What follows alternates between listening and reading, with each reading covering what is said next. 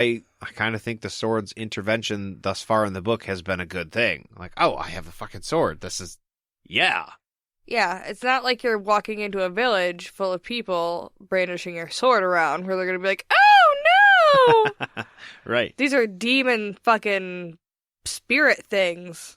Brandish away, bud. But the shadow people seem to have faces at this point. He's starting to see them. They look sad. And he's gripping the sword. He can feel truth burning painfully into his fingers. That's definitely the acid. Yeah. Yeah. But the anger from the sword is trying to reach up and intertwine with his anger. But he's not angry. He's just like sad and confused. And so the anger goes back in the sword, and the sword just chills out in his sheath. So maybe does that mean at this point the sword isn't much of a help? Like, reluctance to pull it out is one thing, then going for it and just being like, it's not really gonna, whatever.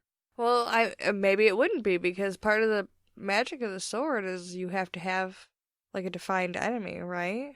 Yeah, I think your anger fuels its anger, fuels your anger, and vice, Because you can't kill an innocent thing. So if you're, like, looking at these shadow things and you don't even care, would you be able to kill them? Now you raised a good point.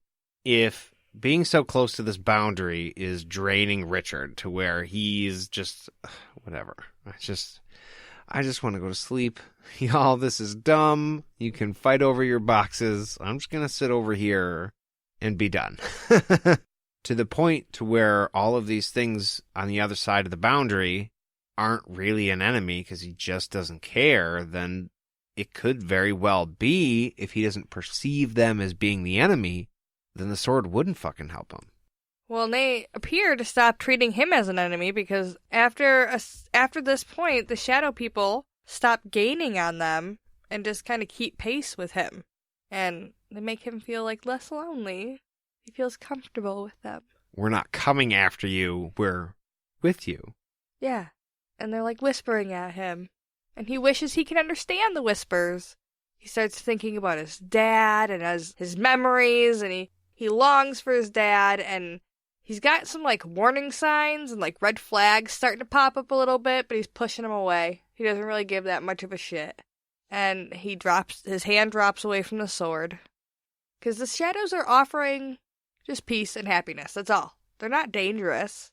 Right, no, they're good shadows. Yeah. Yeah. Nice, cozy, warm shadows, apparently. Yeah. This was a contrast that I really, really liked.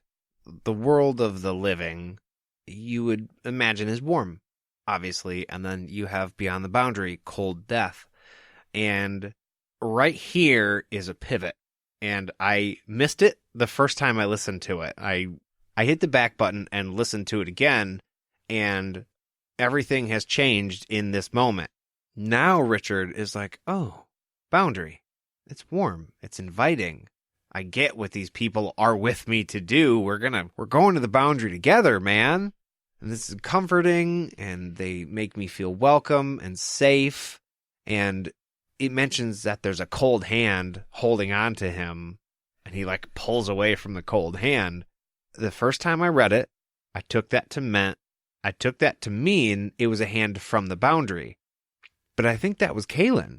Yeah. I think she's the cold hand, and he's like, no, get off me, world of the life. I want to go to the world of the dead where it's warm and inviting. And I was like, holy shit. Yeah, because he stops walking at this point because he doesn't want to walk out of the warm, happy pocket he's popped into. and this hand starts trying to pull him out, and he goes, fuck you, bud, and let's go. He's in the zone. Yeah, I Solid 3-beer buzz. absolutely think it's Kaylin. So after he lets go of this cold hand, the next logical step is hearing voices, right? And listening. Some shit is going on. Everything is very strange. Naturally, you're going to hear some, unbodied voice calling your name. Hands trying to touch him. He looked into the eyes of his saviors. So this is Richard staring into the boundary and being like, there's people in there and they're trying to save me. I love them. I want to be with them. This is him falling headfirst into whatever delusion this is. He is fucking crazy. Kaylin needs to slap him hard. Well, no, she's not there by him anymore. He let go of her hand, so... We don't know. They have to be freaking the fuck out, right? I would be. A hand brushes his face, though, and he feels pain, but he doesn't do anything about it at that point because he doesn't register it as being a bad thing. He's still in this little weird brain bubble. He starts looking around at each of these different people, things, whatever, and he looks for Kaylin because he wants to share this piece with her. Because even in this like weird state he's in, thoughts of her keep burning through his head, even though the whispers are like, hey, ignore it. Don't worry about her. Come with us. He's like, oh, yeah, but where's Kaylin? All of a sudden, morning is breaking, and Richard starts to freak out because reality kind of bursts through a little bit. Yeah, he's looking for Kaylin, and she's not there, obviously. The sun comes up, kind of sobering. Yeah. And then he kind of saw what was actually happening. It's like the next morning when you wake up. Oh, yeah. 10 at 2 and a 2 at 10. Yeah. Whoa, hey, no, I didn't realize this was going on. Nah. Where's my lady friend? That's not my lady friend. Yeah. This is not who I came with. Excuse me. Can I go? So, as you do when you freak the fuck out and you're sobering up extremely fast from an obviously bad acid trip, you go for your sword. Yeah. And you just start killing everything that comes near you. Logic says, good idea. Totally. You and I both feel we would have had our sword out before this point. Yeah. But Richard's finally like, okay, time to use the sword. Shit's fucked. And he just starts swinging. He's cutting them down as fast as they were coming. But he was forced to stand his ground. See, there's a wall of death behind him, and these people are charging him from the front. So the more they charge him, he needs to cut them down faster than that, because if they make him step backwards, he'll fall into the boundary, which he now knows is a bad fucking place to be. Bad boundary. Bad. Bad. He's cutting through them as quick as they're coming, and they're just kind of wisping away into nothing. But as he's pushed against the wall for a second time, hands from the other side start to reach, so he's surrounded on both sides by boundary shit. Yeah, they're pressing up against his front, and they're grabbing him from behind. And the little bit of anger that he was able to summon is starting to give way to panic, because fuck, what are you gonna do, right? That's when the Sword of Truth just kind of turns into a grenade and blows everything up. He realized that pulling out the sword definitely brought more onto him, but he had to pull out the sword because he had to save them. And then he was like, shit, there's no them, there's no us, it's just me. I'm by myself. I'm fucking lost. Oh no. And then he goes, shit, this is my fault. I was supposed to protect her. And then he starts thinking about what the fuck probably happened to her, and he gets super mad. Like, super duper mad. He goes to 11, like, yesterday. Yeah. Real fast. He, like, turns on himself. He's like, I'm such a fucking idiot. I was warned about this. I knew this was going to happen, and I still didn't do anything to stop it. But he doesn't necessarily know that anything happened to them. He just knows he got separated from the herd.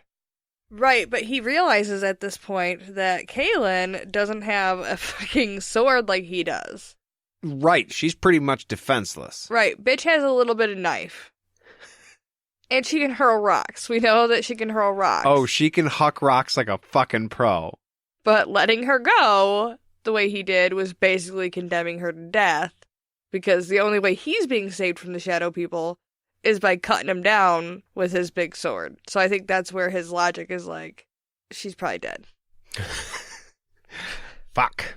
So he cries for a little while. Why? And I mean, really, it would be pretty fucking traumatic, I think. But I really loved your rendition of Richard post-Boundary. I enjoyed that. You're welcome. He eventually has to move on. He knows this. He decides to get up. He lets the sword tip drag on the ground. Like you were saying earlier about how he did that in the swamp. He could have done this the whole fucking time. He should have. He should have. I mean, poking the sword into things that you're unsure of is probably a good idea. Letting the tip drag on the ground, you never fucking do that. Oh, I knew you were going to say that. But I think just the idea that if it would have been out at a passive angle the whole time, then maybe things wouldn't have attacked at all. True. I mean, that's true. But you don't drag it through the rocks, man. Fuck. Sword basics 101. Yeah. At this point, he steps back out into the woods, onto the trail, and he hears a man's voice. And he turns, he sees it's his dad. His dad's like, yo, man, I want to help you. And Richard's like, you can't.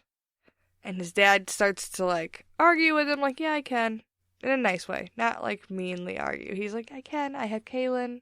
She's safe. Yeah, we have everything you need and everything you want over here. I'm here, your girl's here. Fucking, come on. And it seems like Richard's going to. He's like, really? I can be with her forever?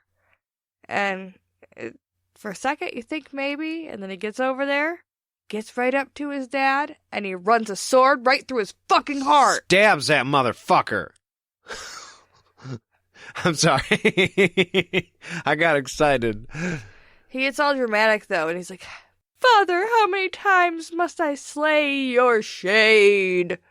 You know I sing his praises probably too often, but Sam Chuchevas, the narrator, knocked it out of the fucking park on the Audible. This scene, you could feel it, man.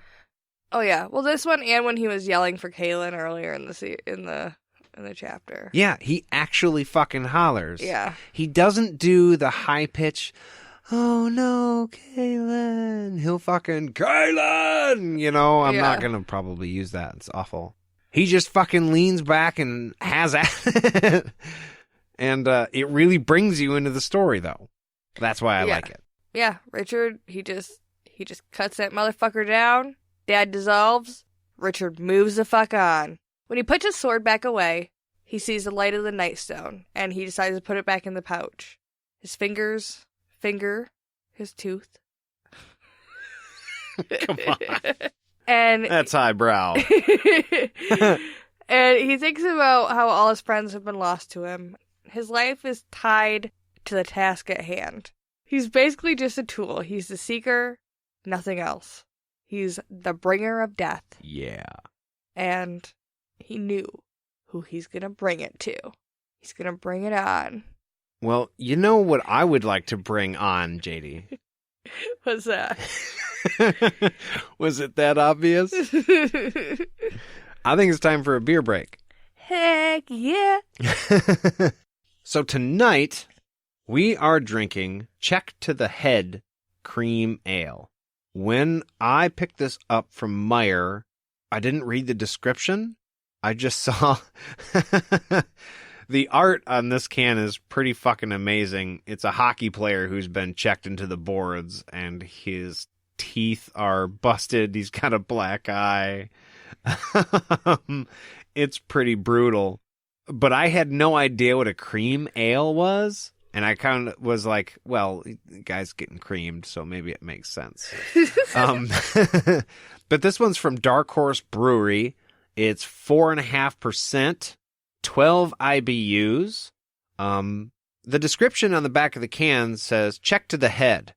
A cream ale brewed with Michigan hops for a slap shot to the nose of citrus and tropical aromas. With a lower ABV of 4.5, this beer is not a one-timer. It has a slight red tint and very approachable malty mouthfeel. I liked saying that.